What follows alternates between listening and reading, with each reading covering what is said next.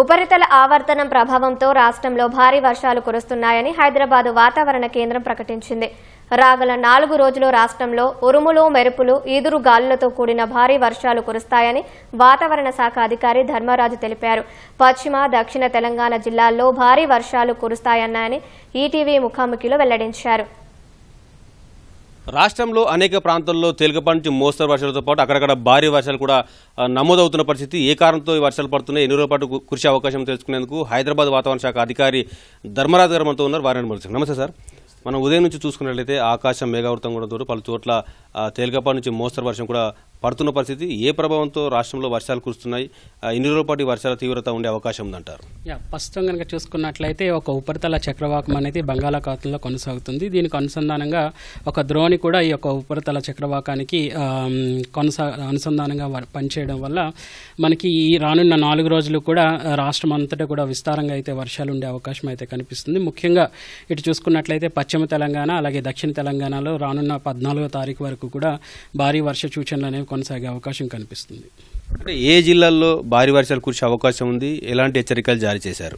ప్రస్తుతం కనుక చూసుకున్నట్లయితే సుమారు రానున్న 4 రోజులు కూడా ఎల్లో కలర్ హెచ్చరికలు అనేవి జారీ చేయడం జరిగింది. సుమారు 7 సెంటీమీటర్ల వరకు కూడా వర్షపాతం అనేది నమోదవుతూ ఉంటుంది. ముఖ్యంగా చూసుకున్నట్లయితే దక్షిణ తెలంగాణ అలాగే పశ్చిమ తెలంగాణ జిల్లాలు భారీ వర్షాలు అనేవి నమోదయ్యే అవకాశం కనిపిస్తుంది. ఈరోజు మెదక్లో ఇప్పటికే 17 సెంటీమీటర్ల వరకు కూడా వర్షపాతం అనేది నమోదవుతుంది. సో రేపు కూడా ఇటు దక్షిణ తెలంగాణతో పాటు ఇటు పశ్చిమ తెలంగాణ భాగాల్లో కూడా భారీ వర్షాలు అనేవి నమోదయ్యే అవకాశం అయితే కనిపిస్తుంది. ఉమ్మడి కామారెడ్డి జిల్లాలు అలాగే ఉమ్మడి మహబూబ్ నగర్ జిల్లాల్లో కూడా ఈ యొక్క భారీ వర్ష సూచనలు అనేవి కొనసాగే అవకాశం కనిపిస్తుంది. సిటీకి వచ్చేసరికి ఈ రోజు రేపు కూడా ఆ మధ్యలో భారీ నుంచి భారీ వర్షాలు ఉండేవి అవకాశం అయితే కనిపిస్తుంది. ముఖ్యంగా మధ్యలో తీవ్రతతో కూడిన జల్లులు అనేవి కూడా సిటీలో వచ్చే అవకాశం కూడా కనిపిస్తుంది. రాష్ట్రంలో సాధారణ కంటే అధిక వర్షపాతం నమోదైందా, ఇంకా లోటు వర్షపాతం ఉన్న జిల్లాలు ఏమైనా ఉన్నాయంటారు?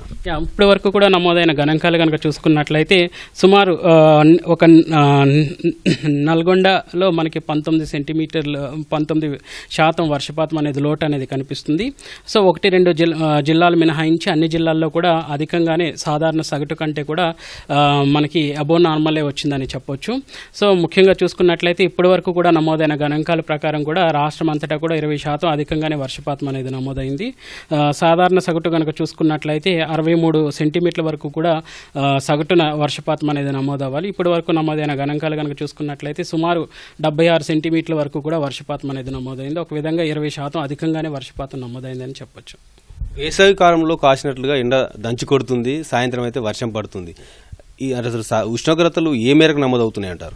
ఒక విధంగా చూసుకున్నట్లయితే సాధారణ సగటు కంటే కూడా ఉష్ణ తీవ్రత అనేది ఒక డిగ్రీ ఆల్మోస్ట్ సుమారు 2 డిగ్రీల వరకు కూడా కొనసాగుతుందని చెప్పొచ్చు. సో సుమారు ఈ రోజు కనుక చూసుకున్నట్లయితే సిటీలోనే మనకి 33 డిగ్రీల వరకు కూడా ఉష్ణ తీవ్రత నమోదైంది. ఇంకా గరిష్టంగా కనుక చూసుకున్నట్లయితే ఖమ్మంలో 34.2 డిగ్రీల వరకు కూడా ఈ యొక్క ఉష్ణ తీవ్రత అనేది నమోదవుతుంది. సర్వసాధారణంగా చూసుకున్నట్లయితే ఈ సీజన్లో మనకి నైరుతి ఋతుపవనాల కాలంలో కనుక చూసుకున్నట్లయితే సగటున కనుక చూసుకుంటే 28 డిగ్రీల వరకు కూడా ఉష్ణ తీవ్రత అనేది నమోదవ్వాలి. ఒక విధంగా చూసుకున్నట్లయితే మనకి ఉష్ణ తీవ్రత అనేది సగటు కంటే ఎక్కువగానే మనకి నమోదవుతుండడం వల్ల, అలాగే చూసుకున్నట్లయితే గత కొన్ని రోజులుగా కూడా సుమారు 27-28 తర్వాత మనకి వర్షం తీవ్రత అనేది కూడా తగ్గి అక్కడక్కడ మధ్యలో మనకి తేలికపాటి వర్షాలే వచ్చాయి.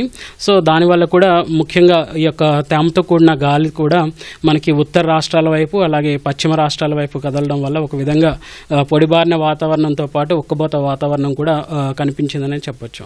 మీరు అన్నట్లు ఉక్కపోత వాతావరణం చూసుకున్నట్లయితే రాత్రి మొత్తం తీవ్రమైన ఉక్కపోత వాతావరణం ఉంటుంది, మళ్ళీ తెల్లవారుజాముకి వస్తే మాత్రం చల్లని వాతావరణం ఉంటుంది. ఎందుకంటారు? ఒక విధంగా చూసుకున్నట్లయితే ఇందాక చెప్పినట్లు ఎప్పుడైతే నైరుతి ఋతుపవనాల సీజన్లో మనకి చూసుకున్నట్లయితే వాతావరణ సూచికలు అనేవి ఇటు ఉత్తర భారతదేశం వైపు కానీ పశ్చిమ భారతదేశం వైపు కదలికలు ఉంటాయో ఆ సమయంలో దక్షిణ భారతదేశం అంతా కూడా పొడిబారిన వాతావరణంతో పాటు కొంచెం ఎండ తీవ్రత అనేది కూడా అధికంగా ఉండే అవకాశాలు కనిపిస్తున్నాయి. సో ప్రస్తుతం అట్లాంటి గణాంకాలు కనిపిస్తున్నాయి. ప్రస్తుతం రానున్న 4 రోజులు కూడా ఎప్పుడైతే ఉపరితల చక్రవాకం ప్రస్తుతం కొనసాగుతుందో అది అల్పపీడనం కింద ఏర్పడిన తర్వాత మనకి వర్ష తీవ్రత క్రమేపీ కొనసాగి తర్వాత 14వ తారీఖు తర్వాత మళ్ళీ యొక్క వర్ష తీవ్రత క్రమేపీ తగ్గే అవకాశం కూడా కనిపిస్తుంది. అంటే మీరు అన్నట్లు ఉపరితల ఆవర్తనం బలహీన పడుతుందా, ఇంకా బలపడి ఏమైనా అల్పపీడనంగా మారే అవకాశం ఉందంటారా? ప్రస్తుతం ఇది బలపడే అవకాశం కనిపిస్తుంది. సో ఎప్పుడైతే ఇది బలపడుతుందో అప్పుడు ఇటు మన ఆంధ్రప్రదేశ్ ఉభయ తెలుగు రాష్ట్రాలకు కూడా వర్ష తీవ్రత అధిక మొత్తంలో ఉండే అవకాశం కూడా కనిపిస్తుంది. అంటే ఒక అల్పపీడనంగా మారితే ఈ 4 రోజులే కాకుండా ఇంకా వర్ష తీవ్రత ఎక్కువగా ఉండే అవకాశం లేదంటారా? ముఖ్యంగా చూసుకున్నట్లయితే అల్పపీడనం కొనసాగిన తర్వాత ఫామ్ అయిన తర్వాత ఇది క్రమేపీ భూమికి దగ్గరగా కొనసాగినప్పుడు దీని యొక్క తీవ్రతతో కానీ ఈ యొక్క శక్తి అనేది క్రమేపీ కోల్పోతుంది. కాబట్టి ఈ రానున్న 4 రోజులు దీని యొక్క శక్తి ఉంటుంది. కాబట్టి అధిక మొత్తంలో మనకి వర్షం వచ్చిన తర్వాత క్రమేపీ ఈ యొక్క వర్షాలు అనేవి తగ్గుముఖం పడతాయి. ధన్యవాదాలు సార్. ఇది వాతావరణ శాఖ అధికారి చెప్తుంది. ఉపరితల ఆవర్తన ప్రభావంతో రాష్ట్రంలో వర్షాలు కురుస్తున్నాయి. రాగల 4 రోజుల పాటు కూడా రాష్ట్రంలో భారీ వర్షాలు కురిసే అవకాశం ఉందని అయితే చెప్తా ఉన్నారు. కెమెరా పర్సన్ దేవేందర్తో జ్యోతి కిరణ్, ఈటీవీ న్యూస్, హైదరాబాద్.